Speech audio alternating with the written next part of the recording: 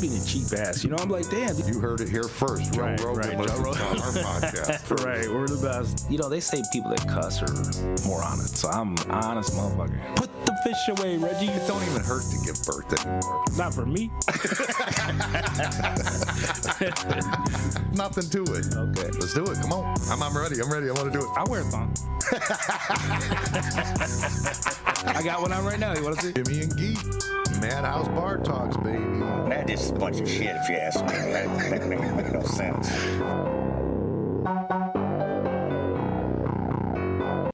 All right, here we are with Terry, special guest in the studio today. Good afternoon. Terry Goffee. He does a tribute Johnny Cash band or whatever. Johnny Cash tribute, yeah. Not band, just a one-man show, really, right? No, actually, I have a band. Do you have a? Yeah, three-piece band. We travel all over the country. We've done 6 tours of Ireland.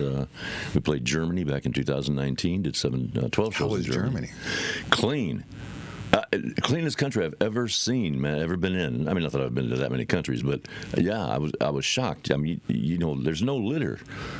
Nowhere, anywhere? Nowhere. I mean, it's the cleanest streets, cleanest They sidewalks. probably would put you in jail if you litter, probably. I would imagine, yeah, the Gestapo or somebody would come and, haul you away. But lots of graffiti. Lots of graffiti? Yeah, surprised me. I was shocked at, and they don't consider it, vandalism like we would over here. They just consider it art. But everything is graffitied. I mean, I have a buddy that plays a lot there because he plays like punk music. Okay. And they love him out there. He was pretty big in the U.S. It was a Spud Monsters originally. Now it's One Life All In, I think it's what it's called. But they love him in Europe and Germany for sure. So he goes there a lot. He loves it. He said they're really good to him. And yeah, Johnny Cash, actually spent 3 years. He was stationed in Germany in the Air Force between 1951 and 54. Oh, really? Yeah. So people kind of heard him back then? Yeah. Was he singing back then? I don't think so. No? No. Yeah. Well, I mean, I guess I'm sure he did, right? Yeah. He had to have. I think he formed just a little band, with a couple of guys in the barracks or something, and they, maybe sat around the barracks and sang, old songs. No performances anywhere. Yeah, no. Right Yeah. Not until he got back to the States. 54 was when he met up with Sam Phillips at Sun Records in Memphis and signed a contract, did some recordings, and the rest, as they say, is history. It's history. Yeah. You've been singing a long time. I've been singing a very long time. Yes, I'm very old. But yeah. When I was a kid, I've known you. People that are watching right now, I've known you since I was a little boy. I spent many nights at your house. Yeah, probably 40 years or more that we've known each other. Yeah, 40 years is about where it is. Right at 40 years. You were back then. You and your wife managed an apartment complex. Yes, that we moved in. It's local here, called Pearl Village. People that are listening local know where it's at. Yeah. And you were the manager. I remember the Firebird you had back then. Yeah. That was one of the things that always sticks out is that fire. It was a nice looking fire. It was a nice looking Firebird. Yeah, it needed a fender. I think I lost it. was nice. One of the fenders was gone. It was a 60, what was it, 68? 68, I think. Yeah, it was sharp. Yeah. A dark it was blue. nice. Yeah, it was sharp. Yeah, I've had a few nice cars over the years, and I don't have them anymore, but yeah. Yeah, I remember that, because you never seemed like you were into cars after that, but I do remember you having that one for whatever reason. Yeah. And then I always remember your laugh, too, like with the Dragnet's the one that sticks out.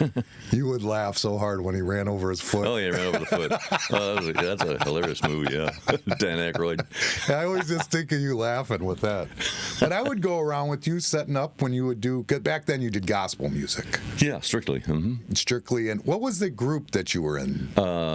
We called ourselves the Joint Heirs. The Joint Heirs. Okay, I could never remember what it was. Yeah, it started out as 3 of us. It was me, Robert Blankenship, and Victor Jones.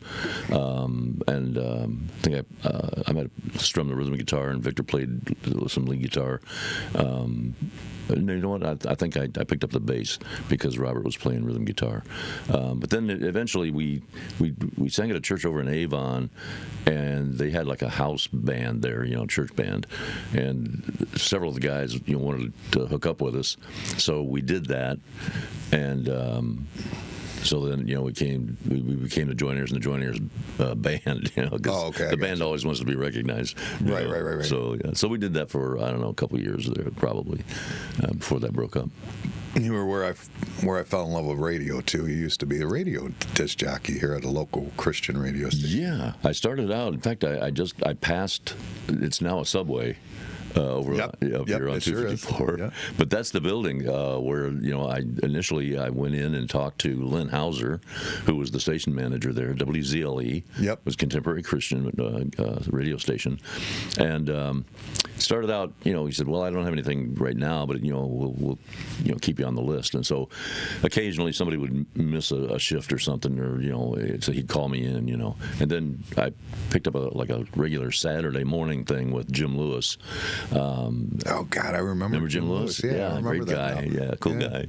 So he had a 2-hour Saturday morning called the Southern Celebration, where he played Southern gospel music, which is real popular, or at least it was, back then, mid '80s, with a lot of the people who, had kind of migrated up here from West Virginia, Kentucky, Tennessee, to take jobs, in the steel mill or Ford Motor Company or whatever, and brought that that gospel music with them.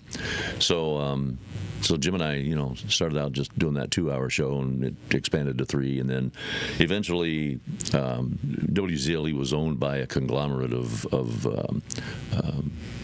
churches in the area. So I don't know if there was maybe 10 or 12 churches that kind of put up the deeds to their buildings, as collateral. Well, then they sold to a gentleman who had several radio stations down around Cincinnati, and I think 1 or 2 in Kentucky. So he bought WZLE, and then he eventually bought WRKG, and then programmed that completely Southern gospel music. We are country gospel, country with a K. I remember you doing a commercial. Yeah.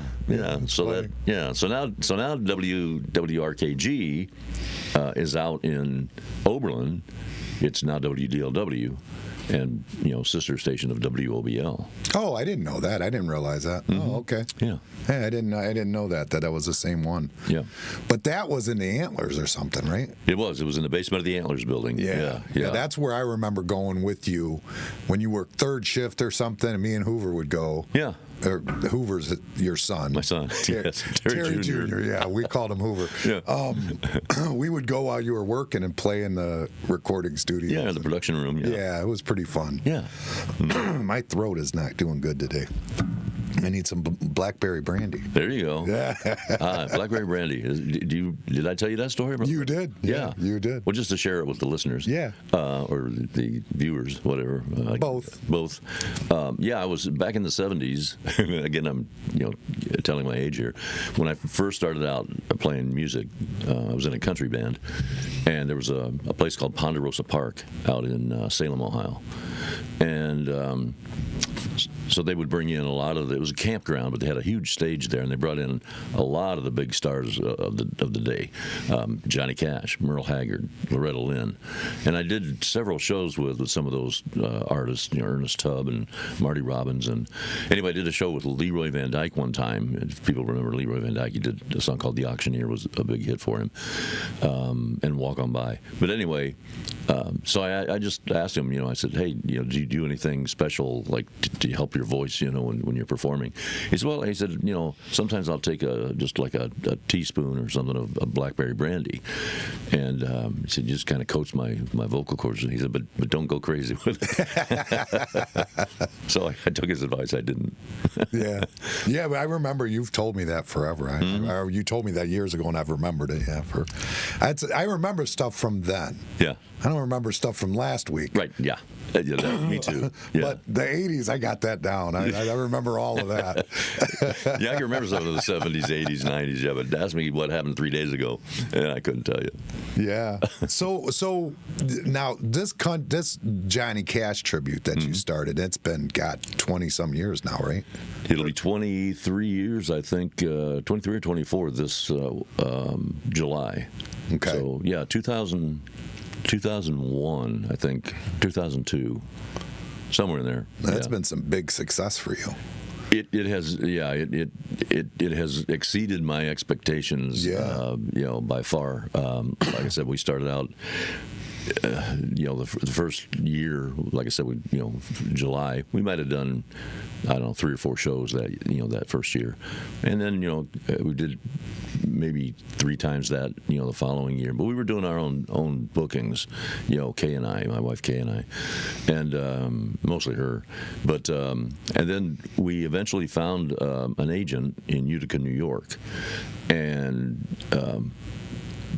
At that point, then things started getting better. We started getting booked more, to the point where I was actually working at WOBL Radio when I first envisioned doing this, and it got to the point where I was embarrassed to go in and take a paycheck because they were very, very lenient, and treated me really well. If I had to take a Friday off because we had to travel to, Connecticut or Wisconsin or something for a show, they were flexible with me on that. But it got to the point where we were doing so much of that I finally I thought, I'd better off for them to find somebody to do this, and I'll just concentrate on the. So we went full time. Probably 2006, maybe 7. Oh, okay. So about 17 years now we've been full time with the Johnny Cash Tribute Show. Nice. Yeah, that's pretty wild. That's you traveled a lot when I knew you, and nothing like this, clearly, but I remember going to a lot of revivals and campgrounds or whatever. You would go out and play out, or even I remember you actually being on a TV show too. Yeah, we did a couple of TV shows. Yeah, I remember doing that too. Yeah, I remember running around with that. It was neat. It was definitely neat. It was a different time. Yeah. Things are so different now. They are, yeah. The internet and YouTube and and the other thing too, the D.B. Cooper song. The D.B. Cooper, yes. I still know the words of that song. You? I do, yeah. I really do. Yeah, but it's funny you sold that though, right? No. No, the guy called and wanted to buy it from you. I remember. He might have, yeah. For whatever reason, I didn't want to give it up. You didn't give it up? I didn't. No. Okay. I still have the rights to that. I don't know why. If somebody offered to buy it, I don't know why I didn't do that. Maybe he didn't offer me what I thought was enough money. I don't know. It could be. Yeah. I know he wanted to perform it at the festival. Oh yeah. Is what it was. Whoever it was, somebody that knew you from your past or whatever. I remember that you getting that phone call when we were over there. Yeah, but I might have just told him to go ahead and do it. I mean, if he's performing the song live, he doesn't really need any. Yeah, right. Yeah, I don't have to sign off on it or anything. If you wanted to record it, then there's mechanical rights and all that stuff. But if I just sold the song outright, it's hard now though, right? Yeah, it's crazy because. You mentioned the internet and everything, and people were getting ripped off by record labels from the beginning of time. Sure, ever since records started being manufactured.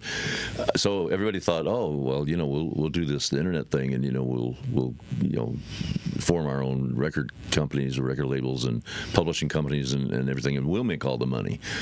Well, so somebody downloads one of your songs or something off of Spotify or iTunes or wherever, and you might see like 0.1% of a penny, for one download. Yeah. Basically everybody cut their noses off to spite their face. Yeah, it's definitely the app is what you want. Yeah. That's just like Uber Eats or DoorDash. Mm-hmm. They make all the money. Yes. We supply food and everything, and whoever's back there that's got the app created, he's the one that's just raking in the dough. Exactly. And Scotty Campana has some sort of. I'd have to ask him what it is, but it's some kind of beats where you can go and listen to other people's riffs, essentially, or it could just be beats or riffs, whatever it is. Mm-hmm. And then if you decide you want to use that in your song, then you can negotiate it through there, and he negotiates a contract between you can go there with your riffs and put them on there. Mm-hmm. You can also go there and find ones you want to use. Okay. And he'll and that's, I think he does well with it, or at least at one point he did. Yeah. Sounds like a good idea. it's a weird thing. Who would think to do that? I mean, I know. Yeah. Well, yeah. I guess if you're in the business, you're listening and observing everything, and some people just have that kind of brain that works in that process right, like that. Yeah. I'm more of a mimicker more than Me too. Yeah, that's why I'm doing a Johnny Cash tribute show.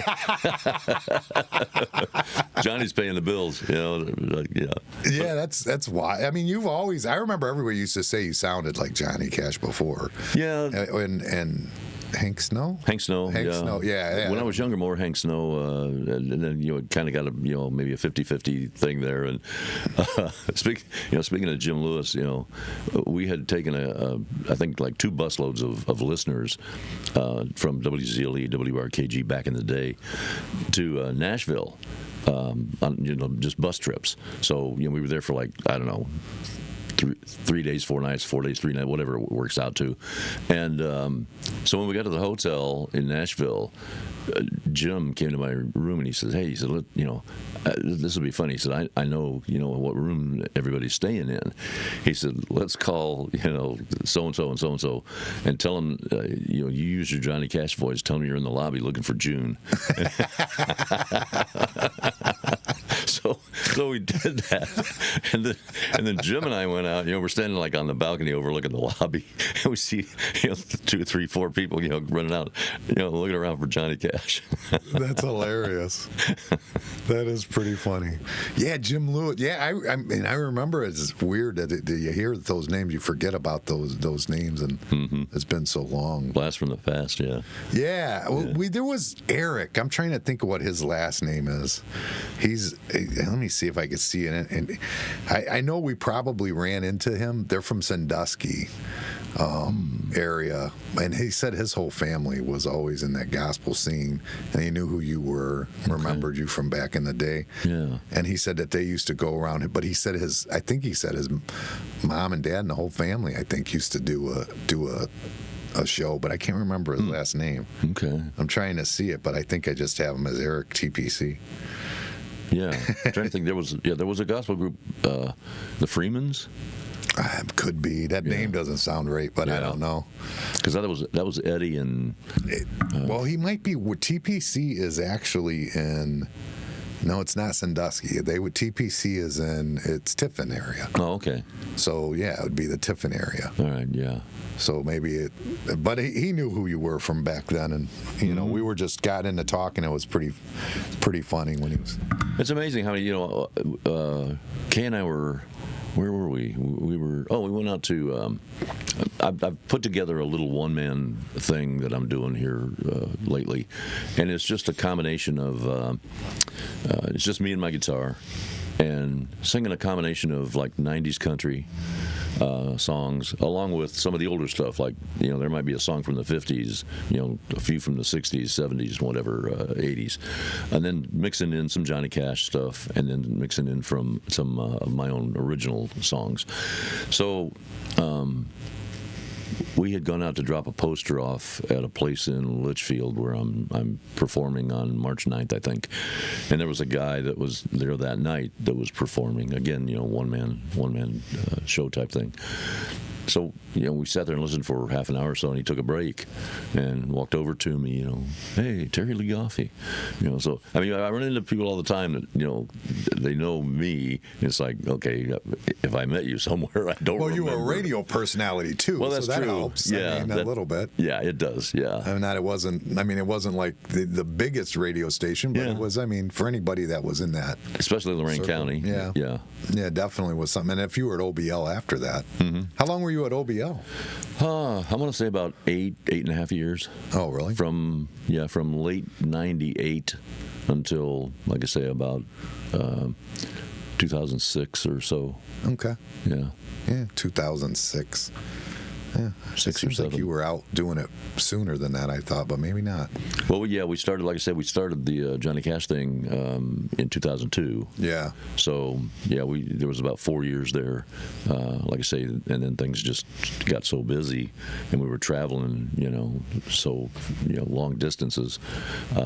Yeah, I remember, because when I talked to you way back when, I remember when it was starting out, you were heading to Ireland, and I'm going, Ireland? I know, right? Yeah. Like, what? You know, that just didn't add up. I'm like, what the heck? Yeah, people love Johnny Cash in Ireland. Yeah, I evidently. I mean, well, people love Johnny Cash in general. Yes, I mean, everywhere. yeah. He's one of those people like Muhammad Ali. You know, you could go anywhere in the world and mention Johnny Cash or Muhammad Ali, and people know who they are. Yeah, well, because today it doesn't seem so ridiculous, but at the time, he was singing absurdly, really. Yeah. I mean, he was almost pornographic. You know what I mean? For the time, at the time, like kind of like, you know, what was it Ray Charles that wasn't allowed in Georgia? Was it Georgia? Didn't he get kicked out of Georgia, I think? Probably a lot of places, yeah. You know, all he was doing was using like a Christian music, yes, like sound or a riff or whatever you want to call it. people didn't appreciate the fact that he was bringing a gospel, like a black gospel sound and feel to the music. Right. So he took a lot of flack for that. Yeah. Yeah, and they just considered it horrible. I mean, like you listen to Johnny Cash now, it's pretty mild compared to what else is out there. Oh yeah. I mean, other than there was that "Baby It's Cold Outside." That was horrible. It was rapey. Yeah. I heard that. I couldn't believe that they said that was rapey. Have you heard the songs today? They're actually using that terminology. It's like, crazy. Yeah, other than murdering women, Johnny Cash was pretty tame. I think it was Snoop Dogg said Johnny Cash murdered more people in his songs than all the gangster rappers put together. Is that true? Oh yeah. He was always shooting somebody. I didn't realize that, I guess. Yeah. I mean, I've seen a couple, I guess, but I didn't realize it was all of them. Yeah, songs like Delia's Gone or Cocaine Blues. Yeah. There's even a song called The Banks of the Ohio. But that song goes back. I mean, that song probably goes back a couple of centuries. Banks of Ohio, was just kind of one of those folk songs that, just kept getting verses added or, words switched around. But if you listen to a lot of Johnny Cash songs, there's a lot of... Well, in your young years, you thought you were a gangster. Well, We've had everybody those did. conversations before where we... And it's weird because you think about, because my generation of gangsters were the kids with the big clothes, saggy pants, and whatever it was, gym shoes, sneakers. The boombox. Yeah, the boombox, maybe. That was probably a little before mine, really. That was when I was like a kid. Yeah. But... I remember specifically telling me you guys thought you were a gangster. You guys would suit up. Oh, back when you were a teenager. Yeah, teenager. Yeah, like in high school. Yeah, we would watch like George Raft movies or Jimmy Cagney movies. Yeah. And all these gangsters, they had the pinstripe suits and the tie and the leather jackets and whatever. Yeah, so And you'd polish up your loafers. You said? Well, not they were like wingtips. Wingtips. That's what it was. Wingtips. Yeah. And you take like Vaseline, and you just polish the tip. Yeah. And so that was a big thing. And Brill cream, the crap out of your hair, and get that greasy pompadour thing going on. It's funny though. Yeah. I mean, even back then I thought it was funny because, of course, when you're telling me this, you got to remember this is the '80s. Our thing at this point is a poof. Our hair's poofed up. Mm-hmm. You know what I mean? And we're wearing. But I'm trying to think what baggy pants. I think is what we were into, and jeans that was like tie dye and all. Not tie dye, but stonewash and all this had started to come out. And were Air Jordans around then? They were, yeah. The Jordans came out probably right around the time I moved into Pro Village. I got because that was the first Jordans. Those came out right then when I moved into Pro Village. Yeah, so those were big. Yeah, those were huge. But I mean, I didn't have. I think I had that pair, and then I didn't have Jordans again till, I don't even know, maybe till I was 18, 17, I don't know. Well, they got expensive. Yeah, they got, I mean, if I remember right, I think those ones were like $60. Probably, If I remember, I think they were like $59. Which, in the 80s, that was a like lot of money. 84, 85. That was a lot, dude. That was a lot for a pair of shoes. Right, yeah. Yeah, they were expensive. But yeah, I remember like you telling me about these wingtips, and it's like, it was just so different than what I had, you know what I mean, what I was at that point, and what I was seeing, you know what I mean? Yeah, my drummer now, I have a drummer, he's 19 years old, and, he wears, I call them sneakers. I said to him the other day, I said, they probably don't even call them sneakers anymore, do they? And he said, no. He said they're just referred to by whatever brand they are. Well, did you know they're like big money now? Oh yeah. Like some of them are collectors. Like if you have some of those original Jordans like I had for $60, and they're in good shape, they're $1 million shoes. That's crazy. Oh, I know. It's like, well, yeah, because people in my age bracket, my generation, if we had hung on to, like, say, the original Mickey Mouse watch. Oh, yeah. Or, when the Beatles came out in the 60s, everybody, I won't say everybody, but a lot of people, like, joined their fan club. So they would send you things, through the mail occasionally, like maybe a plastic record or something, with a Christmas greeting on it. Or, if you had saved a lot of that stuff, it's probably worth thousands of dollars right now. I would imagine, yeah. You probably could find it at the flea market and see. Yeah. They probably have it somewhere. Somebody does, I'm sure. Yeah. You're going to find somebody that doesn't know what it's worth. Well, no, I'm not saying I'm saying to find out what it would be worth. Oh, I see. To see what they're trying to sell it for. Yeah. I mean, you got to be careful at the flea. We took, there was like Christmas or something. Dylan likes those Pokemon cards. And me and Amanda went, and we walking through there, and we find one. It was expensive, but it was like one that I thought he'd really like, and I spend big money on it, and I get it home. And this is at a flea market, a big booth there where there's a bunch of them. And when I get it home, it's not a real one. He looked at it and went, yeah, that's not real. Instantly, I was so mad. I was so mad about it. I don't blame you. Ticked off. Yeah. Did we used to go to the flea market for something? Did somebody we know have a booth there? Possibly, yeah. Or did the radio likely. Station have one there?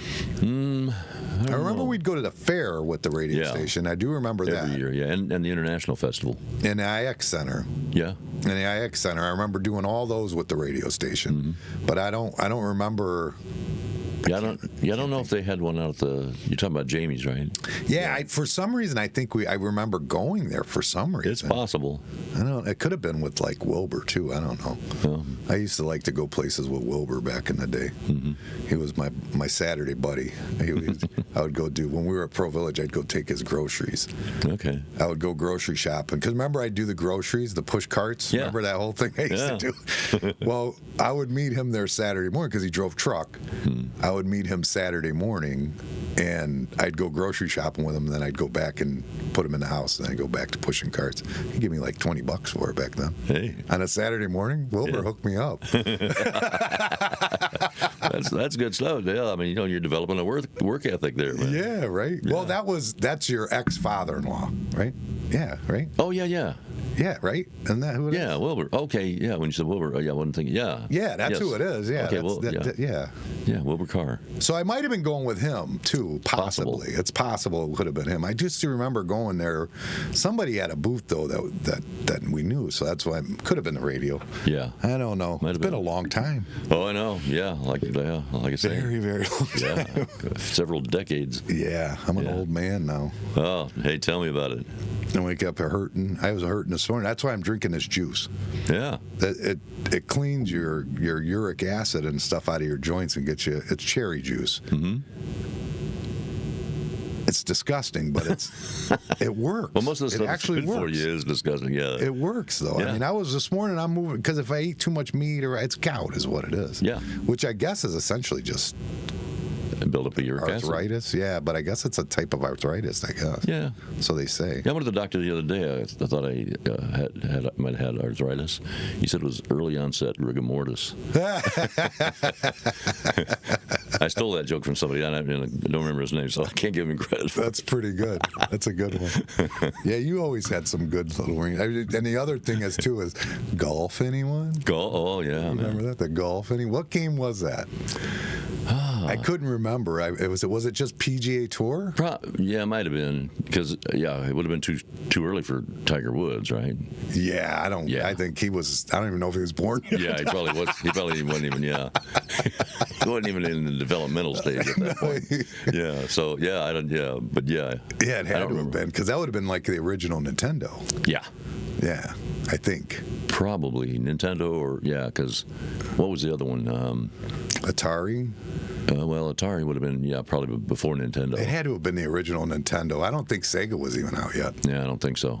Because I remember Sega I was working and bought a Sega with a job when I worked at Campbell's or whatever. Yeah. So it would have been pre-Sega for sure. Campbell's, man, that brings back some good memories. Campbell's Buffet. Campbell's Buffet. They had some good food there. They had some great food there. Yeah. Mr. and Mrs. Funny thing is, Mr. Campbell, he was a metal stud drywall contractor. Oh, I and then didn't know he that. had bought all the Mr. Heroes in this area. So he had, I think it was like 14 Mr. Heroes or something like this at one time. Wow. And he gave them up for Campbell's because it was just too much of like bullshit in the bathrooms and some of the neighborhoods, and he just it just was too much. Yeah. So him and his wife and their daughter focused on Campbell's, and plus he had his metal stuff. But that's me. That's what I did: metal studs and drywall and drop ceilings. And then now I'm in the restaurant. In fact, I've got a lot of his old equipment here. Is that right? Yeah. Oh, It nice. was bought at when they went out of business. Yeah. Years ago. Like But the auction, yeah. just different, like lettuce cutter and stuff, stupid stuff like that. In fact, Sean, do you remember Sean or no? I remember somebody named Sean. Not that Sean, no. The one that worked with me at Campbell's. Oh, no. Not Sean Wagner's who you're thinking of, right? I'm thinking of Sean Johnson. Oh, no, I'm talking about us kids. I'm talking about us kids. But yeah, Sean worked at Campbell's with me. He used to run my kitchen here for a while. Okay. He was with the Campbells or whatever with me for years. He stayed in the restaurant business, still is probably in it, I would imagine. He was in nursing homes and all that type of stuff. But I was in construction until this. I did the restaurant, got in construction whenever I had a kid on the way. I'm like, I got to support a kid. Right. You know what I mean? What am I going to do? So I got into construction, which I swore I'd never do. And only because my dad just kind of never had his shit together, but he was always working hard. It just didn't seem like it added up to me. Yeah. So when I got into it, it was by force, you know what I mean? But I was good at it. It worked out for me. Yeah. And then I Do what you're started good my at, own man. thing, and then this restaurant thing, it was. I like it. I do like it. I enjoy the restaurant, but it's not what it was pre-COVID. Yeah. Pre-COVID has really done some. I was going to say nothing's like it was. No, pre-COVID. nothing is, no. But it's done a number on the. I mean, look how many have closed. I mean, you see how many restaurants have closed, and it's the food court, and everybody knows it. They goes to the grocery store, they can see it too, And I don't know if it's COVID. Like right now, hamburger meat's like $4 a pound. Yeah. And eggs are like $9. Yeah. Yeah. A dozen. A dozen. A dozen. I know. I got to clarify that. Yeah, when we lived in Wellington or Brighton Township, we had a chicken coop, and we had I don't know, half a dozen chickens or something out there. So I'd go out there every day, or I'm gonna say morning. I don't get up in the morning. I'd go out there every day, and grab I don't know, however many eggs, 4, 5, 8, whatever was there. So we always had eggs. Of course, they taste better anyway because they're free range. Do you think they taste better? I do, but I don't know. Maybe it's just psychological. See, I don't know what it is. My mom has them now. My mom moved to Amish country now. Okay. She lives out in Amish country. They bought, because it's what is it called? Cambilio is what it was called. So Cambilio and another place called Egg Moon Farms were like right in the middle of Amish country, basically lesbian campgrounds. You know what I mean? Which my mom, you remember, was with the woman. Right. So she's married now to a woman that she actually met at those campgrounds. So it was women owned. The Egg Moon Farms was. So essentially, like if you went there, you owned a portion of it, And then when they decided to get rid of it, everybody kind of got there. So her, at the time, girlfriend, now wife, she had a piece of land. My mom had it. So they kind of put it together, bought some other, and they just had land out there and decided to build out there. And they've been out there for, I don't even know, years now. It's been part a of long Amish time. country? It's in Berlin Heights. Okay, Berlin. Okay. Yeah, she's right by, what's that little store? I'm trying to think. There's a little store that sells pizza and everything right there, and right where she's at. It's not quite, Big Prairie is what it's actually called. Okay. Big Prairie. So it's right between Berlin and what's the other city right there? I can't think of it right now. Yeah. Where Walmart and all that is.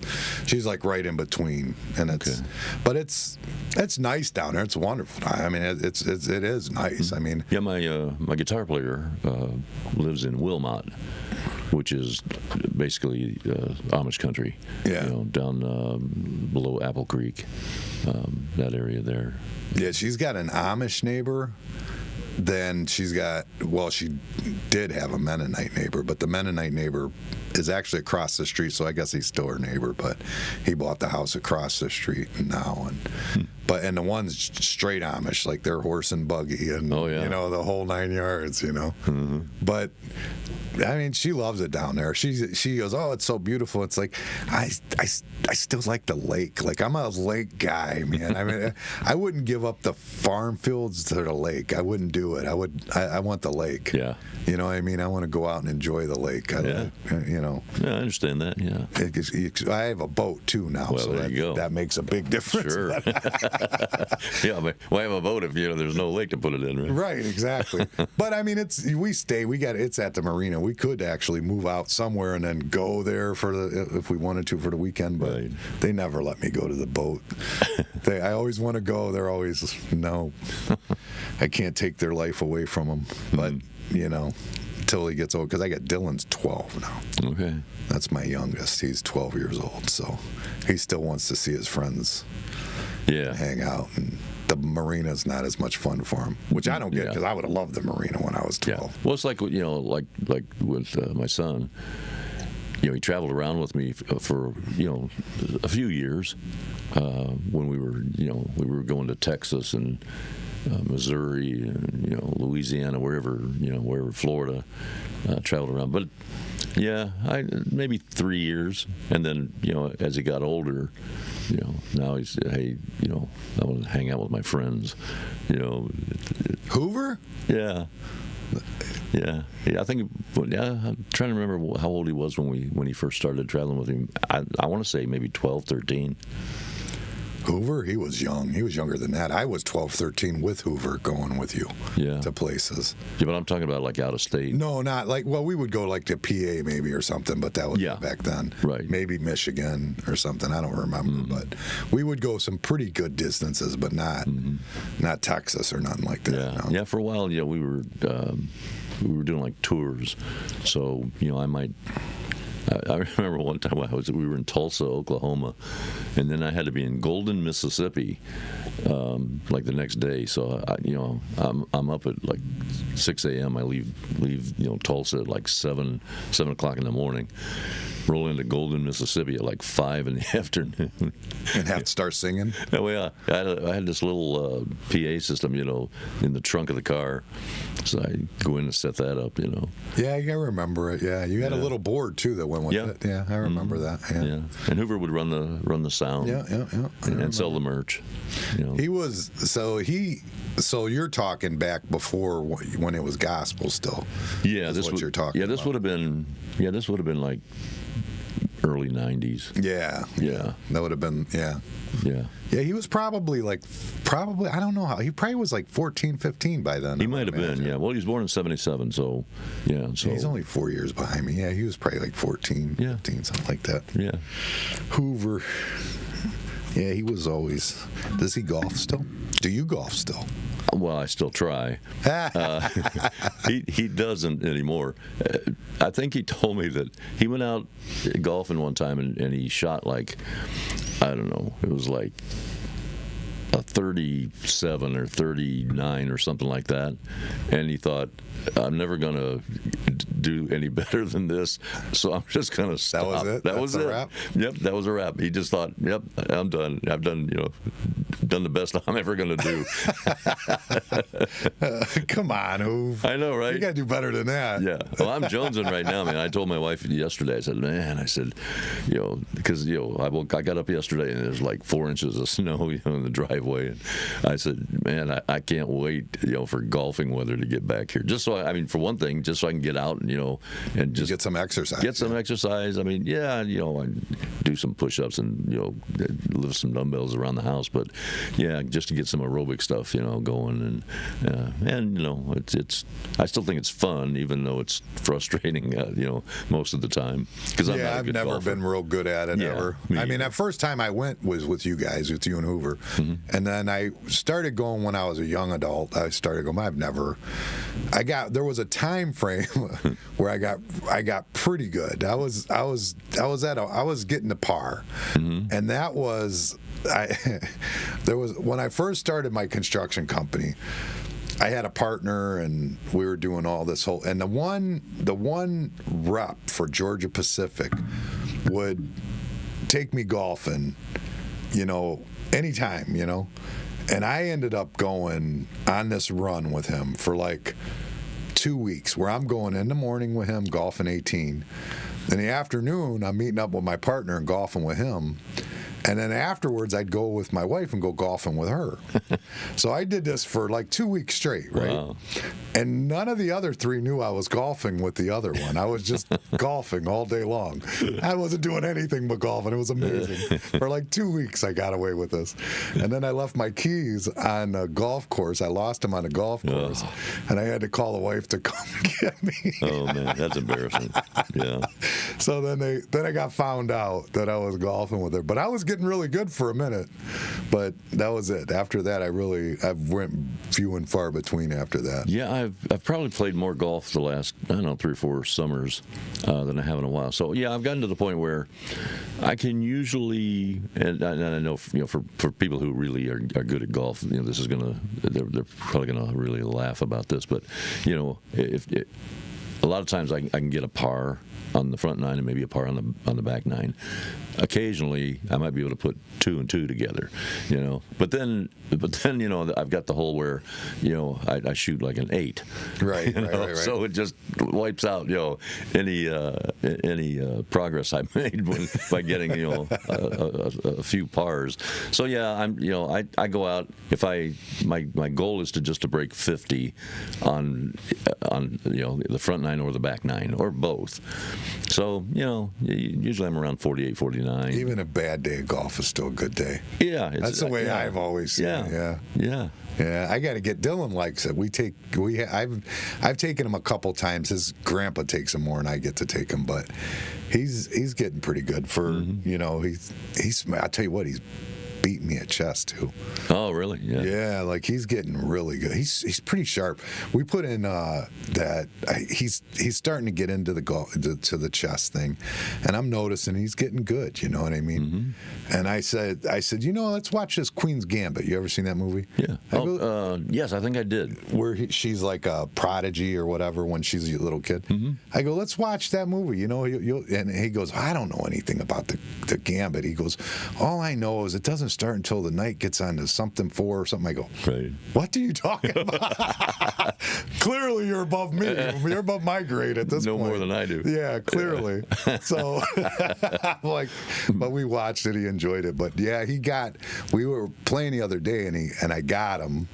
And I was super hyper focused to get him. I took everything I had to pay attention, and then he come back. He didn't come and ask to play for another probably about 4 or 5 hours. And his mom the whole time is like, "You got to play him again. She's like defending him. It's ridiculous. You got to let him do what he does. He's got to be a boy." And so he comes back to play, and he got me in the evening. But man, he's just a super smart kid. He just really is. Well, back, when everybody started playing chess was, early 70s when Bobby Fischer, was playing Boris Spassky or whatever. I think that's what made chess popular. It wasn't popular before that? It was, but it was kind of underground.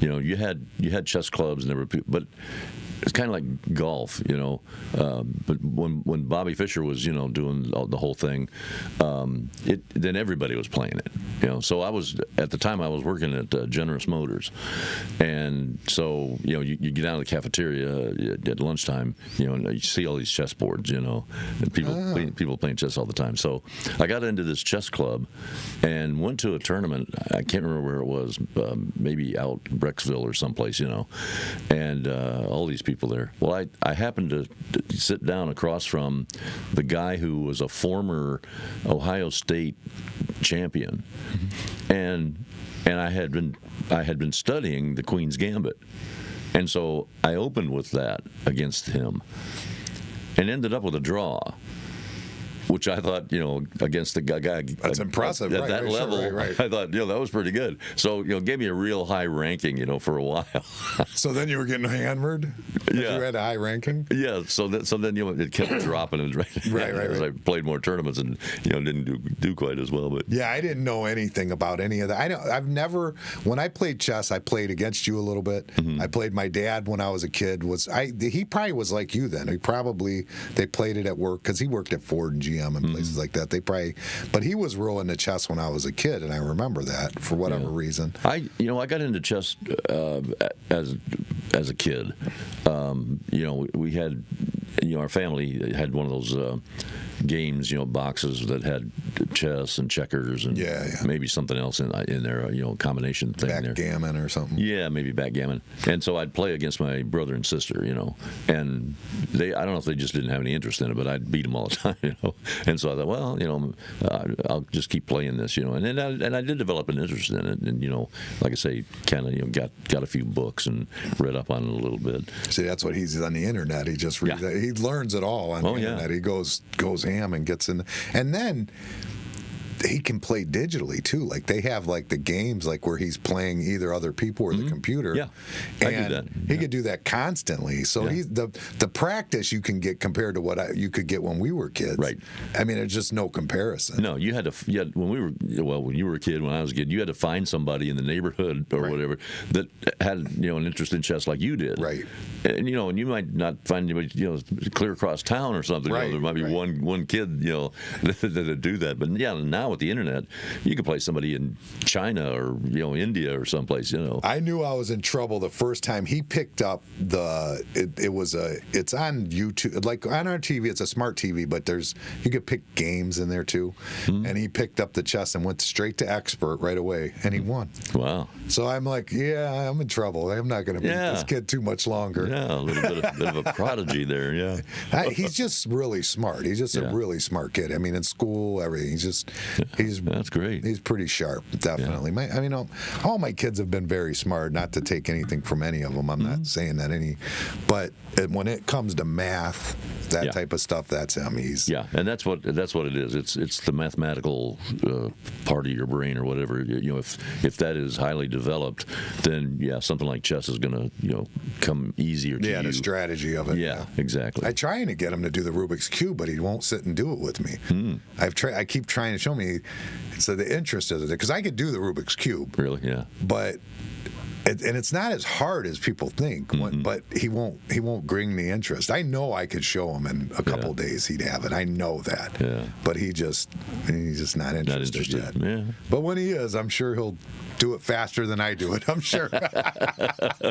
Which is good. I'm rooting for it. That's what I want. You know what I mean? That's the goal. Yeah. You want your kids to do well. Yeah. And then he does the Common Core math in school, which is oddly is how I always did math. Really? I've always done math the same way they teach it in Common Core. Huh. Always done it that way. In my head, I've always done it that way. So when I started learning what it actually was, I'm like, oh, that's just how I always did it. So and he's good at it too. The same thing, he does it. But I think that's where it came from. Is there probably was other kids like me that it just made more sense that way for you to divvy it up than put it back together. That's all you're doing essentially is taking the larger. And I don't know. I'm sure they teach it very different in school because I'm just talking about how I do it in my head. Right. But you take your big sums like your tens and put it over here, your singles over here, add them up, bring them back together. Just seems like it's easier for me to do, and that's what they're doing. And it seems easier for Dylan too. Okay, yeah, it might work that. Yeah, for me, like I don't know, for people who are musically inclined, they have something called the number system. So it's like 1 4 5 6 or 1 4 6 5 whatever. But each one of those numbers corresponds to, like if you're playing in the key of A, it's like A, D, and E. And that might be the 1 5 4 1 4 5, because I don't know. I haven't learned that number system. Somebody tried to teach it. Was offered to teach it to me one time, but to me, I thought to myself, well, why don't you just tell me it's in A, D, and E? Because they said, well, if you learn the number system, you can transpose it. So it's always 1 5 4 or whatever it is. Okay, so it's 1 5 4. So if it's A, D, and E in the key of A, it's C, F, and G in the key of C.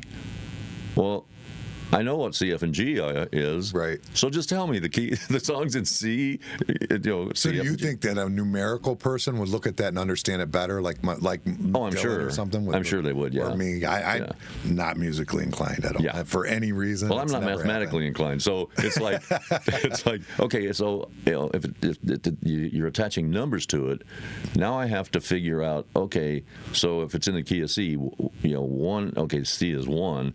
Then what's the 4 and the 5 or whatever? But if you just tell me it's C, F, and G, oh, okay, Right. I got it like that. Right. I don't have to sit and So I don't know. Did you ever have professional lessons, or did you just self-taught? Yeah, I'm pretty much self-taught. That's what I was thinking. And that's why I don't know very much.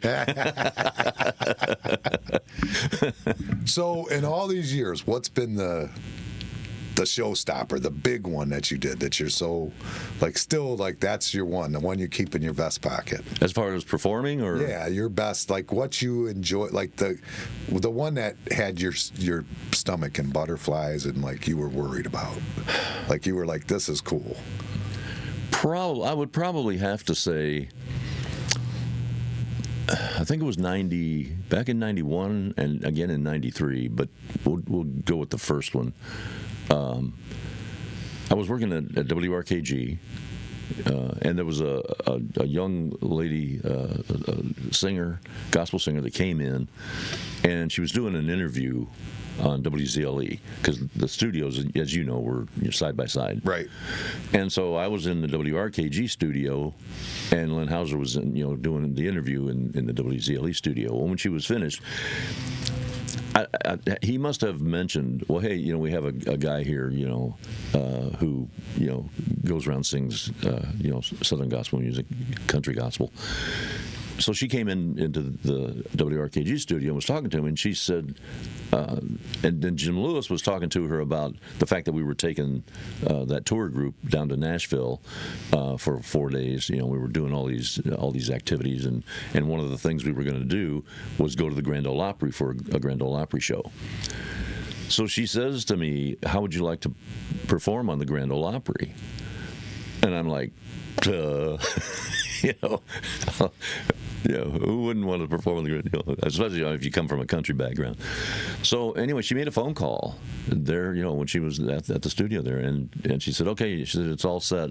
Now Jimmy Rogers Snow, who is Hank Snow's son, has pastored a church in Nashville for decades.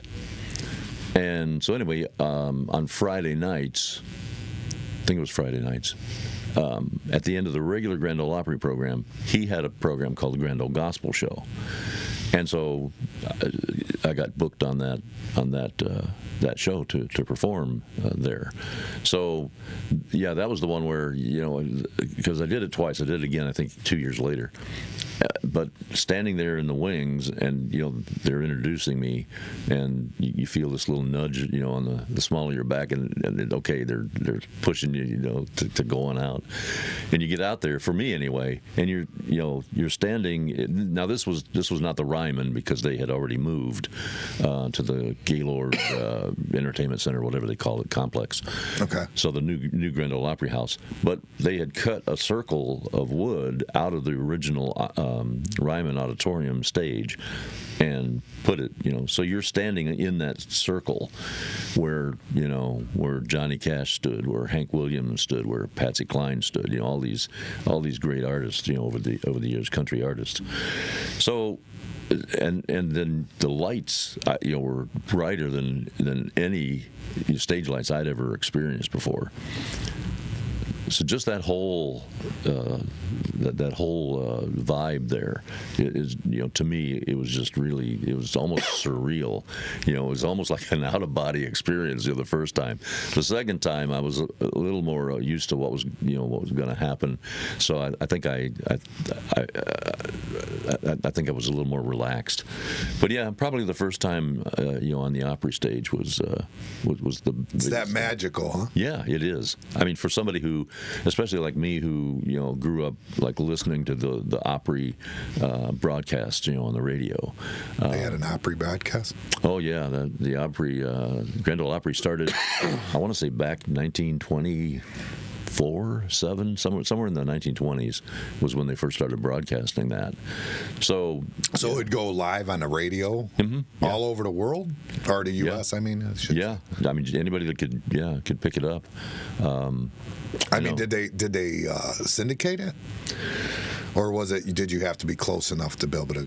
Well, actually, I think they had a tower in Del Rio, Texas, that was pushing 50,000 watts. So people in Chicago, no kidding, wow. Yeah, could pick it up. Wow. So yeah, but it went all over. Yeah, I mean, Johnny Cash, listened to that, and that's why he was such a big fan of the Carter family, and a lot of those. Oh, no kidding, really? Yeah, that's where he first heard the Carter family. First heard about June. I had no clue that this was a thing. Oh yeah, I didn't know that. Oh yeah. So for country people, especially people who like country music, the Grand Ole Opry is like the top of Mount Everest. Well, I know it's old school. I know it's historical. I know that but I don't know that. The whole history, you're just that's just mind blowing to me. Yeah. That it was a radio, and then you're talking in the 20s. I mean, you're talking TVs didn't exist. Oh, I know. Yeah, radio was all you had. Right. Yeah. So I mean, that's pretty wild. That's all you had for entertainment. Oh yeah, it was crazy. And I think when they first started, I don't think there were even any singers. Everybody played an instrument. You had guitar players, you had mandolin players, you had fiddle players. DeFord Bailey, the first black person to perform in the Grand Ole Opry, played harmonica. And so eventually vocal string bands started coming along where you had a singer, people like Riley Puckett, and because I mean most of those artists were going around radio station to radio station and with a Buick or something, or whatever. Absolutely. Well, yeah, I mean that's the Loretta Lynn story. Yeah. Right. She and her husband, driving around, going into radio stations. Hey, play my record. Yeah. And it's a lot of the ones you see in the old school. They show them on some, and it's wild because every time I see them, I imagine that's what OBL looked like back in the day. You know what I mean? Because they show them on this dirt crossroad or this little state. I kind of imagine that's what that would have looked like. Yeah.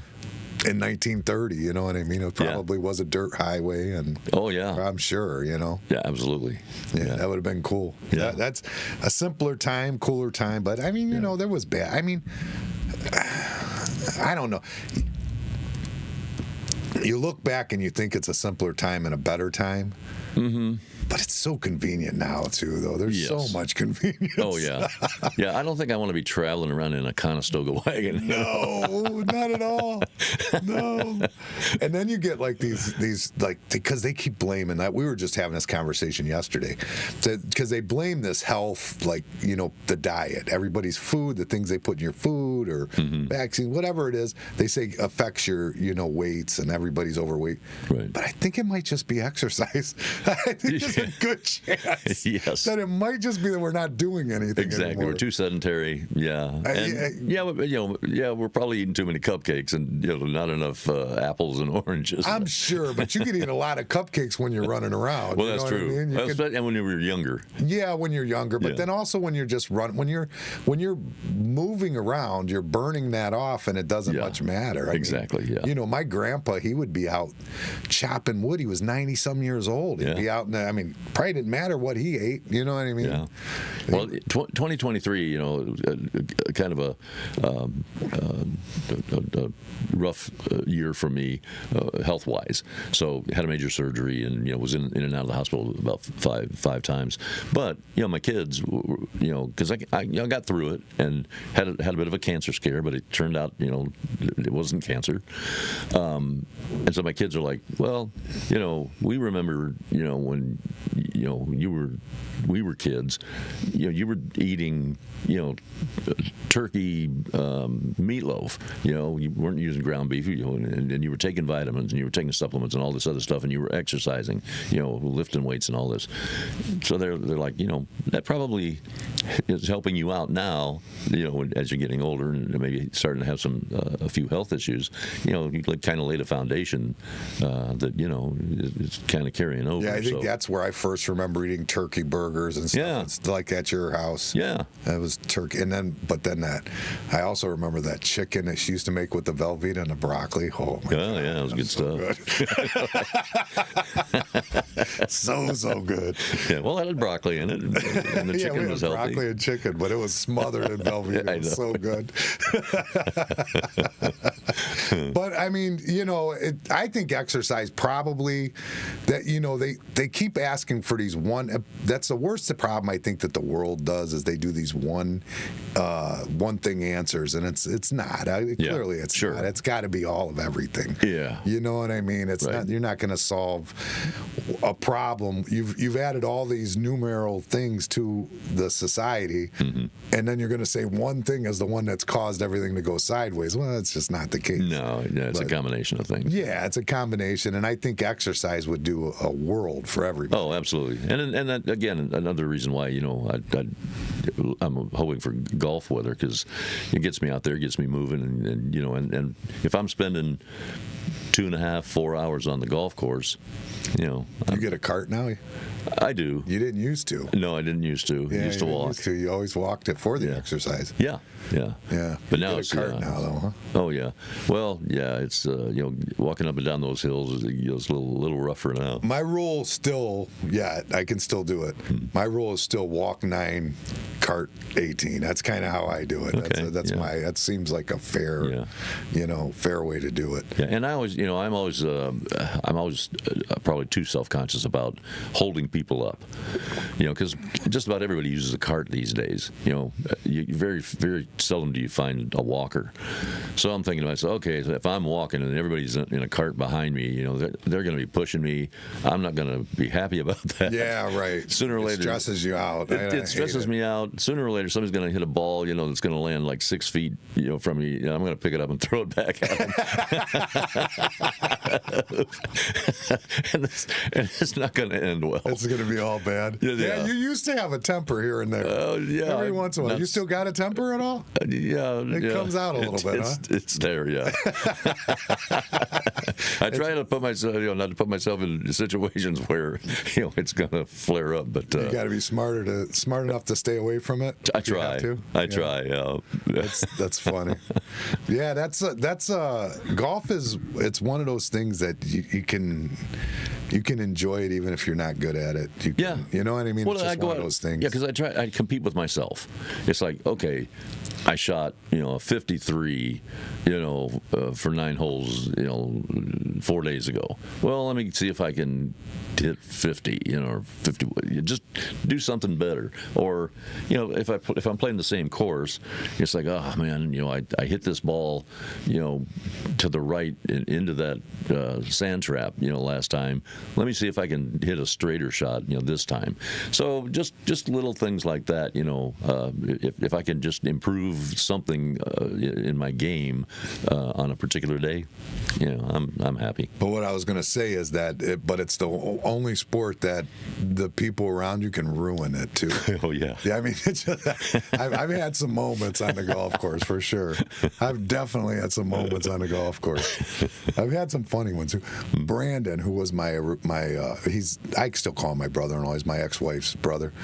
We went golfing the one day, and we were at Cherry Ridge right there. Yeah. And we're coming up on that ninth hole, right up at the hill. You know where you're going up the hill to go. You got to kind of the dog leg, right? Yeah, yep. Yeah. So he gets a worm burner right there, and lays into this goose. I mean, it hits this goose, and the sound, the thump to it. Oh man, Brandon puked. He just really. I still to this day I could hear the noise. Man. It was just like it's like almost sounded like a bass drum or something like it. I mean, you're trying to hit the way you'd hit that is you would slice it to try and go. Yes. You know what I mean? You want to kind of get around them trees and Right. kind of get in the middle of the fairway up there. So you're lighting it up. You know what I mean? And he right into this freaking goose. Oh man. I mean, they should have stayed out of it. They're always in the way. I know. They deserve They're to like get deer, hit. you know. They're annoying. always But yeah, speaking of that hole though, because back in the day, Hoover and I used to go out there, you know, and I'd play that course, you know, fairly often. In my younger days, I used to be able to, probably 80-90% of the time, I could hit the ball up over those trees and onto the fairway. If I went out there today, I probably wouldn't be able to do that. So well, the trees have probably grown a lot more. Well, that's true. Yeah, the trees are probably a lot bigger. They now. probably are taller. Yeah.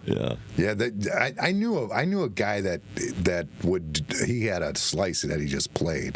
That was his hole. Yeah. But I don't know anybody that would go over them today. I don't think they're pretty high up there now. Yeah. And it kind of like grown out into it now. It's not as the course was real.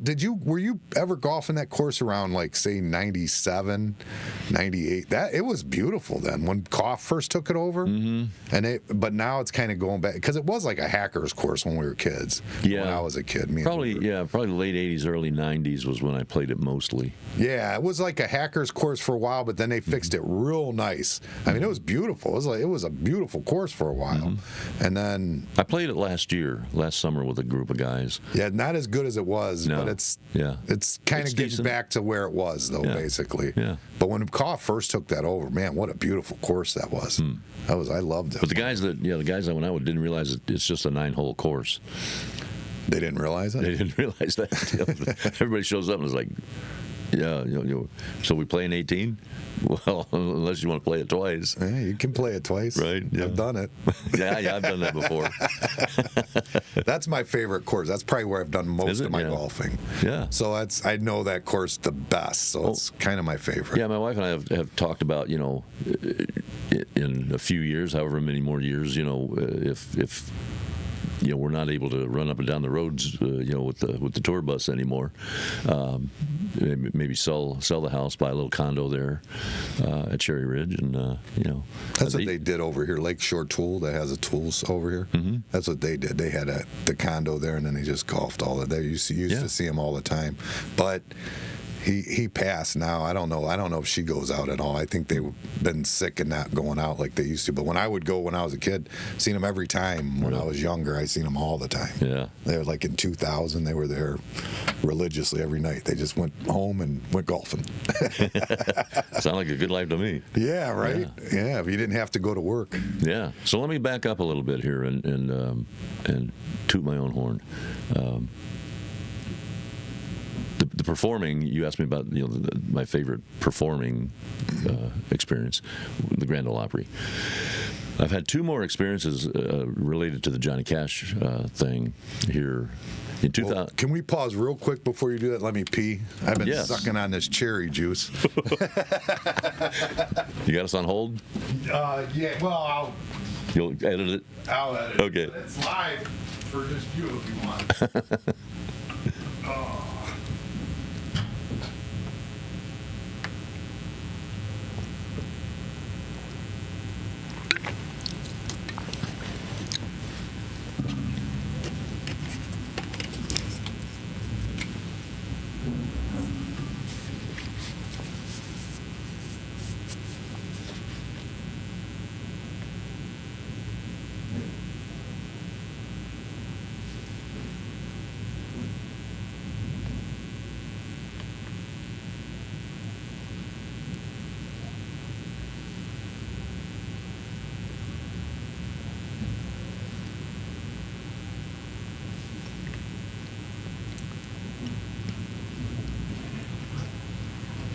can't leave that juice alone.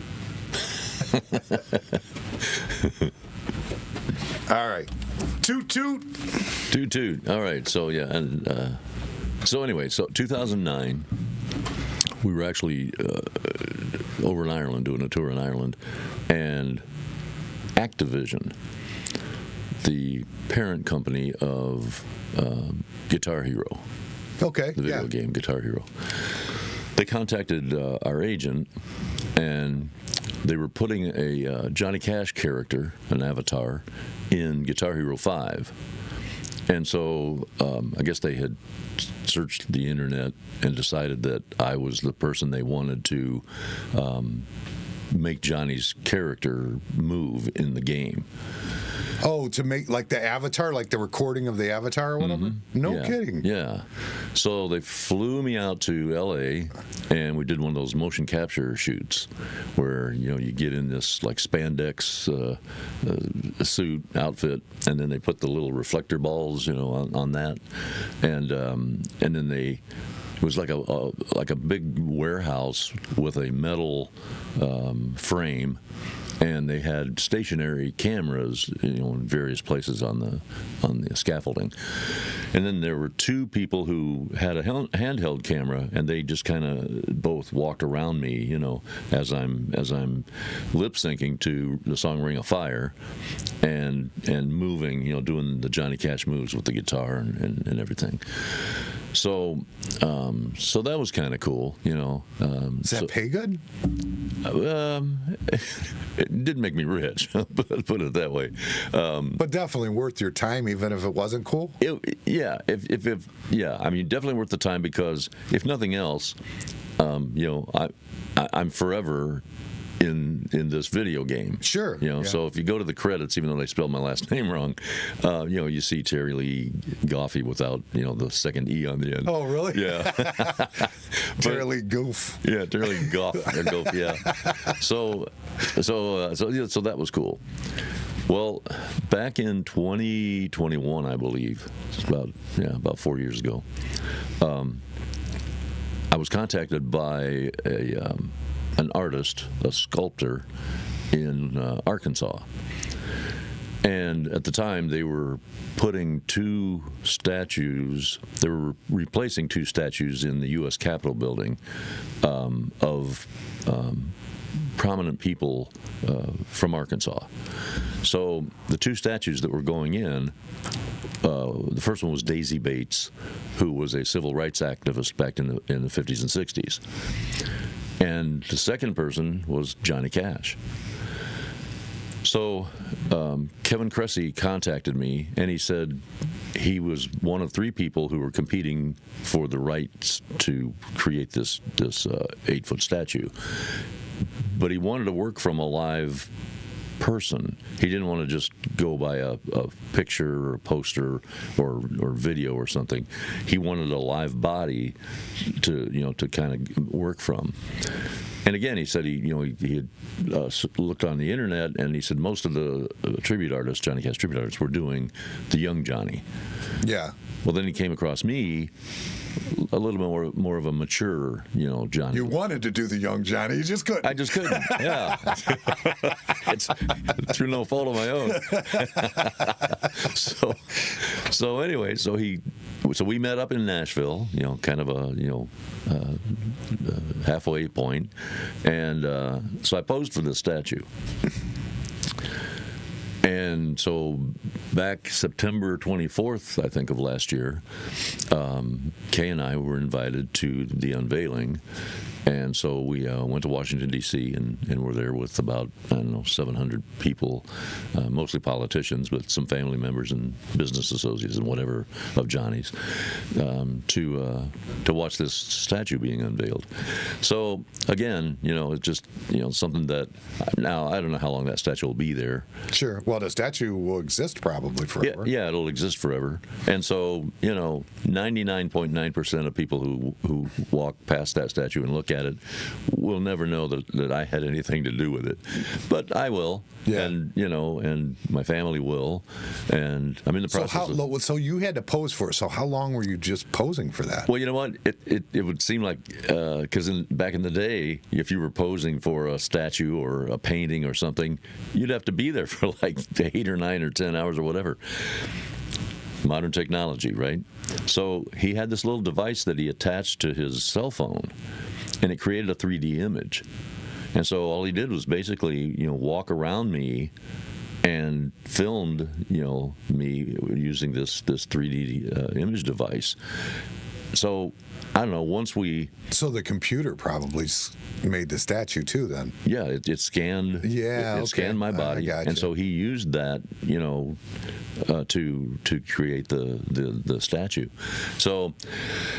Yeah, it might have taken, because first we had to get the right pose. We kind of, experiment with this and then that, and he put a towel under my heel to make it look like I was, stepping or something, and he said that not feeling that, so he took the towel away, and I just kind of shifted my weight, back, and all of a sudden he yelled, "Stop!" He said, "That's it."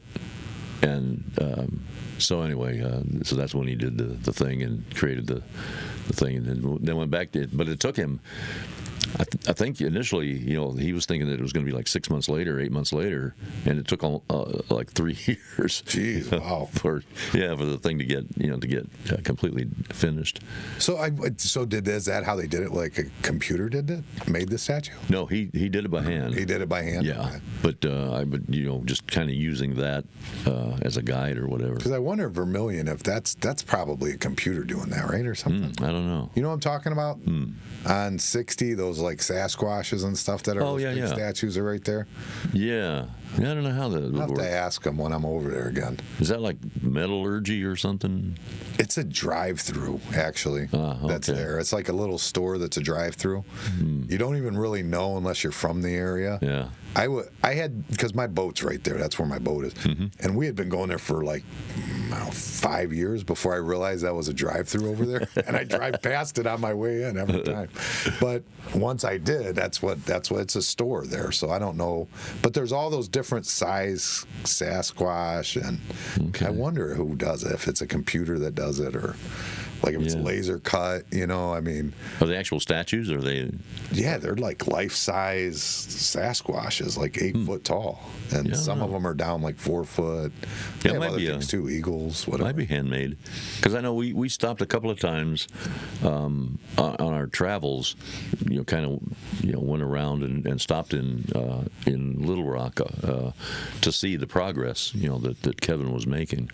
Oh, really? You stopped in while you were there? Yeah, that's pretty cool. Yeah. So initially it was like he used clay, and then formed everything, and then sent that out to be bronzed.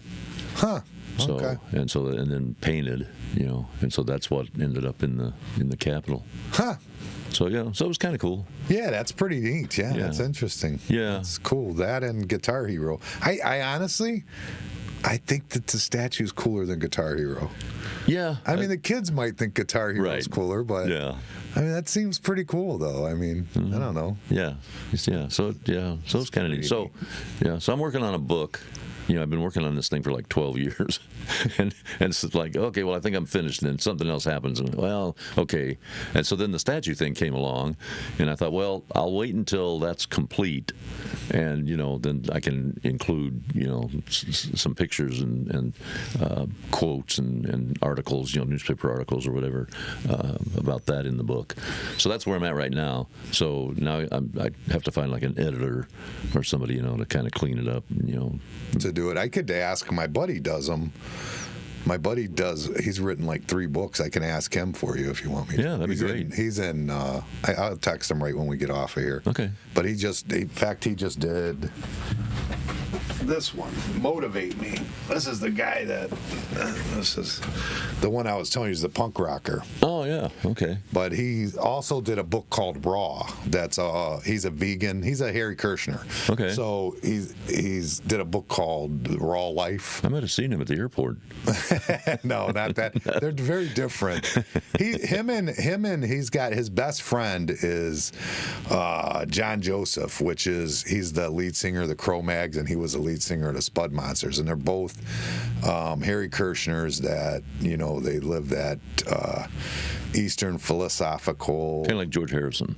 Yeah, I guess so. Yeah. But they're I mean, they live that life. Like, they do live that life. Good. He's a great guy. He's actually was a union laborer. Oh, okay. And that's how I met him. And he was, but he does the music thing, and he takes off. Like, he'll take 4 months off at a time and go to Germany and stuff. But he's got a lot of guys that do music videos and that type of stuff. So nice. I'll shoot him a text when we're done. I appreciate it. See about it. Yeah, I can use a little guidance on that. On the editor thing. Yeah, I know he started doing it because John Joseph wrote a book called, I think it's called Meat is for Pussies. I think is what it's called. Okay. Interesting. Okay. I mean, he's a punk rocker. I mean, that's their life. Right. But, he's actually supposed to come on here at some point. John Joseph is supposed to come on here too, and he's been on already. Don Foos has, but cool. They're great guys. I mean, they different. I mean, it's definitely a different lifestyle for sure, but when you get around foods, you can't help but just be interested and want to know about them. You just you pick up on it right away. Yeah. You see it. He's living different. You know it. You know what I mean? He's a magnet for sure. Yeah. That's cool. Yeah. Yeah. So I'm trying to decide. Okay, do I want to go through a publisher? Do I want to self-publish the book? How do I go about doing that? How much is it going to cost? So if you can maybe give me a little guidance in that. Okay. I don't know if you make a lot of money on them. I don't know. Yeah, probably not. I don't. We met a friend actually, he was a business associate of Johnny Cash's for about 30 years. His name is Henry Vaccaro. And he wrote a book called Johnny Cash is a Friend of Mine. And so I think he self-published it. He's come to some of our shows. We always tell him, hey, bring some of your books. We'll set them on our merch table. So we've probably sold, I don't know, maybe 8 or 10 of them. Over the 3 or 4 shows that he's brought them to. So that's how he does it. Although I think you can go on Amazon probably and buy them as well.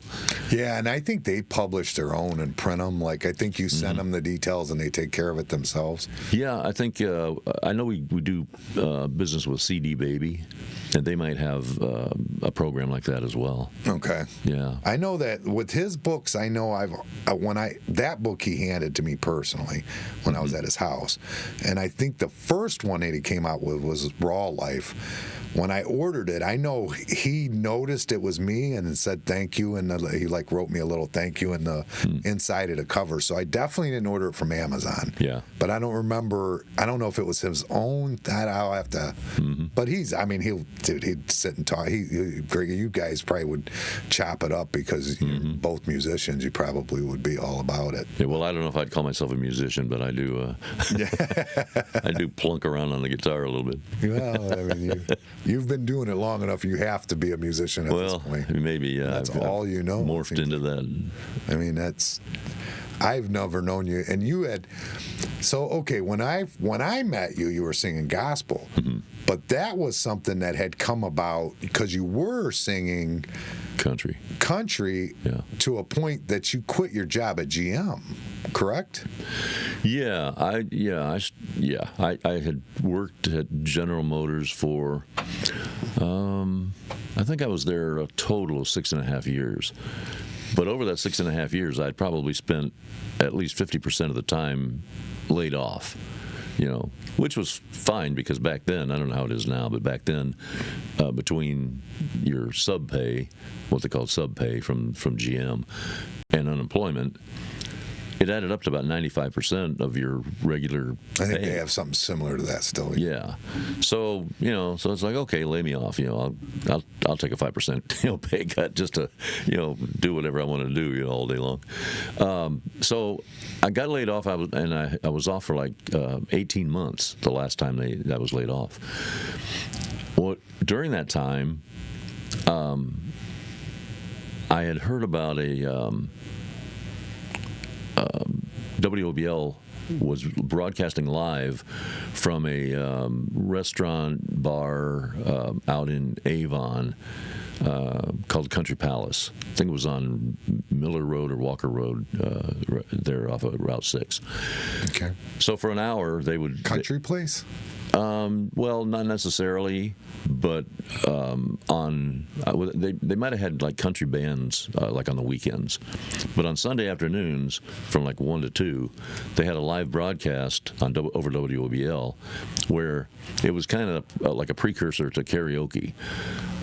You showed up and put your name on a list, and depending on how many people, you could sing 1 or 2 songs, and they had a live band there to back everybody up. Oh, okay. All right. Yeah. So. And this was what year? Oh gosh, this would have been. Probably around 72 or maybe around 72 or 3. Okay. Somewhere in there. So. I had actually met a guy at GM because I was on a day shift for like 6 months. There was a guy who was a relief man on the line that I worked on, and he and some friends of his were putting together a country band. So I would go out, I had to go back on second shift, after a while. And so if I got a Saturday off, I'd find out where they were playing. I'd go out and they'd get me up to sing, 3 or 4 songs or whatever. So then I found out about this thing at that restaurant in Avon. So I would go out and I'd sing a couple of songs on there over the radio. So there was a guy who had a band. He asked a mutual friend to bring me out to the club he was playing at. So eventually he asked me to join his band. He had a 3-piece band. So I joined that band playing Friday and Saturday nights. From there, somebody else offered me a job with their band playing 4 nights a week. And even with my limited math skills, I figured out that 4 was twice as much as 2. Right. And so I hooked up with these guys. Well, eventually we were playing 6, sometimes 7 nights a week and doing a little bit of traveling. And so when GM called me back to work, I had gotten a divorce. And so I thought, I'm having more fun playing the music, and I was making as much money. I didn't have the benefits like the health care and cost of living allowance, whatever you get at GM there. Pension, yes, yeah, vacation pay, all that good stuff. So, but I thought, well, I'm just gonna just play music. So I didn't go back. I probably should have gone back at least for another 3.5 years, because I think after 10 years you could freeze your retirement, so you would get some kind of pension. You're vested. Yeah, you're vested. Yeah, so you wouldn't get the full amount, but you'd have something coming in. But anyway. And how long did you do that then? The country music? Yeah. So that probably would have been about 74. And so played with that band for a while, and then a couple other bands. Ended up in Florida, Fort Lauderdale, Florida, in '79, I think. And I had what I guess you would call an epiphany, and decided I was going to, stop playing country music and move back to Ohio and get into gospel music. Well, not having any experience or any knowledge of, the gospel music business, I just thought, okay, because I was making a living, playing country music. I just thought, well, I just switch it, do the gospel music, and make a living, the same way. Like Justin Bieber's doing right now. Yeah. And Kid Rock. And Kid Rock. Rock's got a gospel album. Does he? Okay. He's working on one right now. Yeah. Well, I found out pretty quickly that it just doesn't work that way. Yeah. So, had to go to work. Just kind of, fumbled around with little menial jobs or whatever here and there and whatever.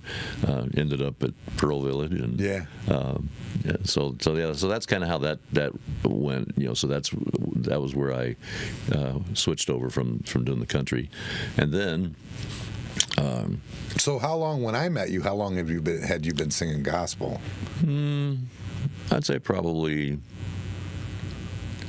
Do you remember what year I started there at Pearl Village? Were you already there? Or no. You moved in after? I moved in. I remember going. I remember Carol when we first came there to get a chance to get in there. Okay. And I went. Do you remember what year that was? 4th grade.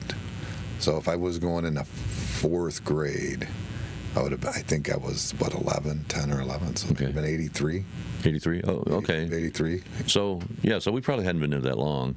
So at that point, it would probably maybe 5 years. Okay. So you had been doing, that seems right. Yeah, that's what I would have thought. Okay. Yeah. But when you were telling the story, it almost sounded like it was almost immediate, Yeah. It could have been 4 years. Like I said, 78, because 70 or 79, might have been 79 there. Because I went to California in 78. 79, I was in Florida. 80, I was in Alabama. And then we moved back. All these places, why do you keep coming back to Lorain County? You like it there that much? I guess once a Buckeye, always a Buckeye. I don't know what it I is. see you're still a Cavs fan. You still a Browns fan? That's the question. I still am a Browns fan. Me too. Yep. I'm with you. It's in my blood. It does hurt. Yeah, it's sometimes it's. But it's exciting to be a Cavs fan right now. Right now it is. Holy crap! They are tearing the league up. Yeah. Yeah, there's something special. But they're still saying Boston's going to go. They're still giving better odds to Boston than they are to Cavs. Yeah, and I can see that. So, but I don't know. Maybe Hunter is the missing piece there. Could be. I don't know. But effort is the only missing piece. Yeah, that's it. Yes. Because effort is the difference between good and great. Yeah. Period. That's just the way it is. But there's a good chemistry with this team. Phenomenal. Yeah, and. I don't know if they I don't know when they would play Boston, but it's either going to be a 5 or 7 game series. Right. Anything can happen. So if you have one bad game, you can make that up. So effort is what it takes. It just takes that. Mm-hmm. It's like you've seen it with LeBron when we played Detroit. That game, what was it, Game 5? I think when he finally said, "Nope, you're not beating me this time." Yeah. You remember that? Yeah. That was a phenomenal game. I mean, he just he was not going to be denied at that point. Yeah. And that's just what it's effort. That's how do you get that effort? I'll tell you what, I take this team over that team. Yeah. Oh yeah, definitely. It's I mean, I really would. Well, yeah, because it's a team. You don't have that one guy that says, "Hey, I'm going to do it all." No, it's more like the Mark Price, Greg Elo days. Yeah, like it's a more team like, effort. but it's better than Mark Price, Greg Elo days. Yeah, I think. Yeah, and that was a good team. That was a hell of a team. Oh yeah, that was the. Hadn't been for the shot. Sorry, I shouldn't have brought that up.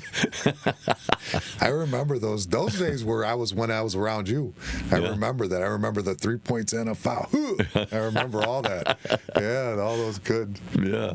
But the Cavs are amazing to watch right now. Did you watch any All-Star last night? I didn't. I don't watch the All-Star game anymore because it's a joke.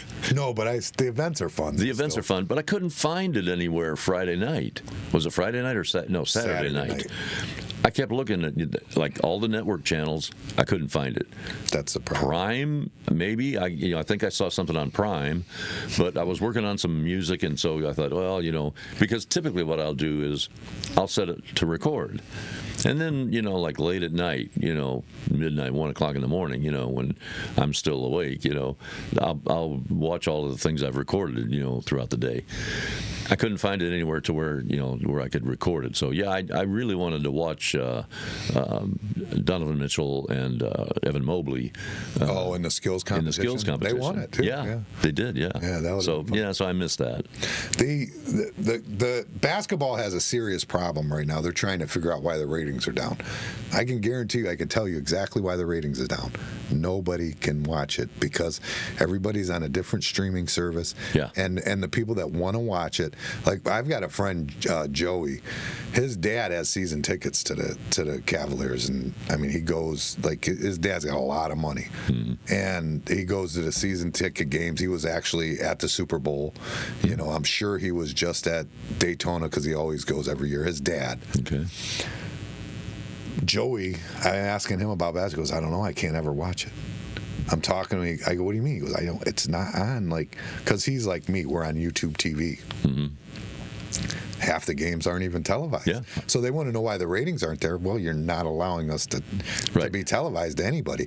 So then at my house now, I bought Fubo. Yeah, I have Fubo. Yeah, you have to pay for that. Yeah. So then, but if I want to watch the Indians or the Cavs, I have to have Fubo. Right. That's crazy. Yeah. This is nuts. This does not make sense. No. And they want to know why the ratings are down. This is why. Yeah. Because you get in a funk because you can't get every streaming service. You just can't. Right. And I don't know why. I really don't know why they're not a channel yet. Like I haven't figured that out yet. Yeah, why you're not just getting channels like where you could buy them like you used to HBO or Cinemax or $6 I don't know, a month or something.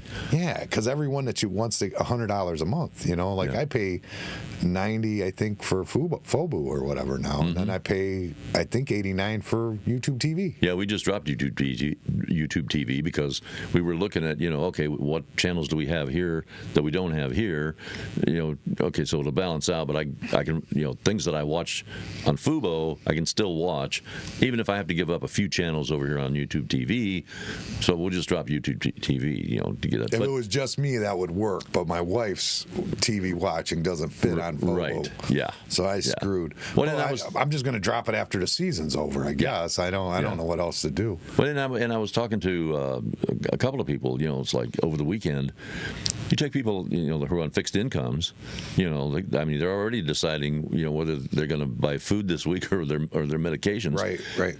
They can't afford Prime and Hulu and Pluto and Fubo and YouTube TV. I mean, they just don't have the money to do that. So yeah, what you're saying is right. You've got to buy 3 or 4 different platforms in order to watch all of the things. And we you want to watch. initially went to YouTube TV because we were on that the cable, and it was I want to say it was like almost $300. Yeah. For cable TV. I'm like, we can't do this no more. Right. And then when my daughter, and I was just doing it. I say it like I had this epiphany. It's not what happened. I was just paying the bill, annoyed and paying it.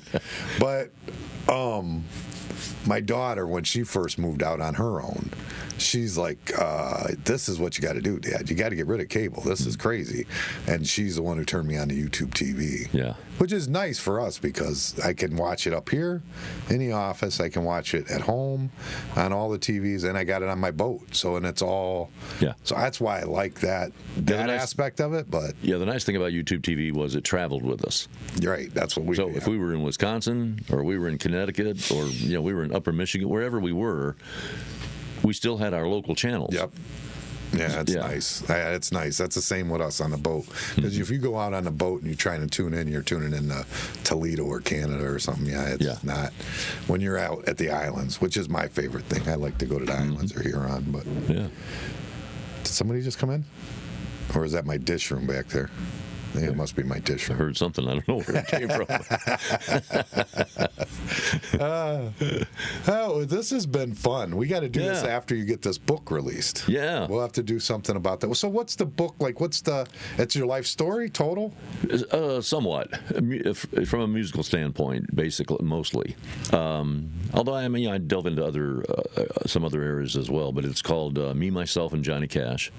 And so it's, partially the journey of developing the Johnny Cash tribute act, but also talking about my early country music days and the gospel days. Holes in the shoes days. Yeah, going back to like my childhood, and somewhat, yeah, a little bit of that, and just kind of a chronological journey, through. From I guess the 1950s through the 2000. Was it? I'm trying to think. Was it your dad that was a gambler? He was, yeah. My biological father, yeah. Was a gambler, right? That's what I thought. Yeah. Yeah. So I was. Yeah.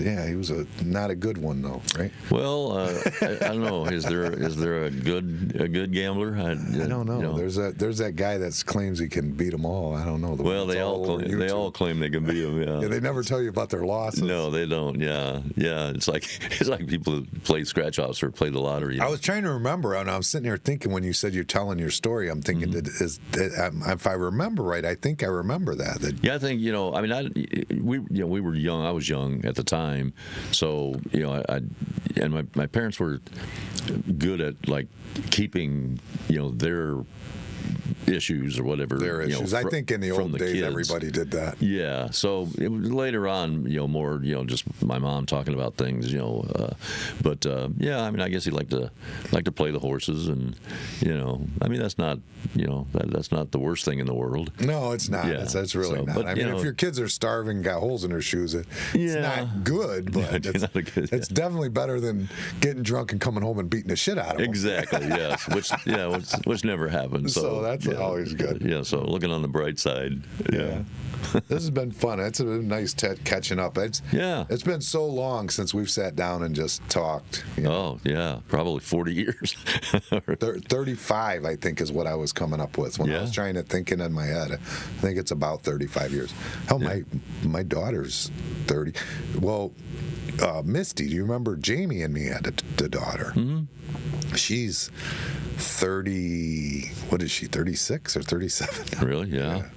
And my other daughter's 30, and then I've got another one she'll be 31 this year. Or, let me think, 97. So she'll be 28 this year. 27 she is now, and then a 12-year-old. Yeah, well, a glutton for punishment. And Hoover will be 48 this year. Yeah, well, he's right there with me. Yeah. I'm 51. I'll be 52 this year. Yeah. Yeah. Hoover's. He was my little buddy. Yeah. Yeah. I don't ever say nothing to him, but I see him on Facebook and stuff a lot. Yeah. And it's like he came in. He became a pretty good man. It's pretty good to see that. Yeah. It's wonderful to see that. Yeah, like I say, he's got he's working in HVAC, but he's into sales now, which was a bump in the paycheck. He was able to, because he always was he was always able to talk to people. Yeah, since he was little. Yeah, he was always that way. Oh yeah, I remember he was like, I don't know, 5 or 6 years old. I remember we were fishing somewhere, and I look around, it's like, where'd Hoover go? I looked down the bank about 20 yards or something. He's down there just talking to some guy, just holding a conversation. So yeah, he never meets a stranger, and he's been in that business for I'm going to say 25 years maybe. Yeah, nice. And worked in as a tech for probably the first 20 of that, or 18, whatever. And so he knows he knows the systems. Sure. So he goes in someplace, he can talk, he's knowledgeable enough to, and he's not out there, trying to screw somebody over. So he, gives them an honest appraisal, and hey, look, this is what you need, and this is how we can do it, and what it's going to. So, but yeah, he's got that pleasant approach, and personality. So yeah, he's always had a good personality. Mm-hmm. Always. He was always. And Carissa, my daughter Carissa, she's a nurse, right? She's an RN. Right now, she's the head of the nursing staff at a rehabilitation hospital. I think it's over on Route 611. I don't know if that's Sheffield or someplace over there. Okay. So, and she's been doing that for for a long time as well. So yeah. How's your grandson? Which one? Tyler.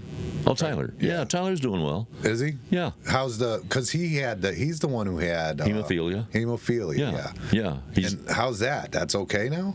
Well, he's managing it. He still has to take the factor. They call it the factor. That because if people are familiar with hemophilia, there's no clotting ability there. So yeah. I mean, he still has to be careful if he happens to trip and fall or something.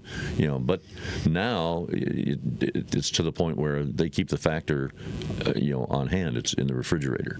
Whereas years ago, you would have to go to a hospital or someplace in order for them to administer that. Yeah, I remember talking to Chris, I think when he was in high school, and I think I think that's when they were starting to be able to have the factor at that point on him. Yeah. I think, if I remember right. And I didn't know what it was called, but I knew it was the medicine. They could have it right there on him. Yeah, but he's doing well. I think he's working for a group of attorneys, a law firm right now, not as an attorney, but and I don't know exactly what his title or position is there, but it might be just like computer programming or something. Okay. Yeah. Oh, very cool. I just was worried about the hemophilia. That's what I was worried about. No, he's doing well, surviving. But appreciate you asking. We're gonna get out of here. We're gonna let you play us out. I didn't know you guitar. You don't have to. We got technology. Well, thanks, Jim. Thanks, Steve. I really appreciate you coming in. Thanks for inviting me. And a voice like thunder We're out of here. Peace. I took a ride on the Maybe big if I could river, get my got mouse in the right screen. I danced all night to ring a fire. This is an original that you did. The years before have come Johnny and gone. went I past. guess Yeah, things about 2 days after he passed away. But I recall it all wrote this. like it was The Man in Black is gone. I was looking for. Now they tell me that the boys are falling silent, I was looking for. but I swear I hear know him what you're singing gonna say. love. I was looking for. Down at We a may restaurant never see a called- man The Vita. likes of him again. But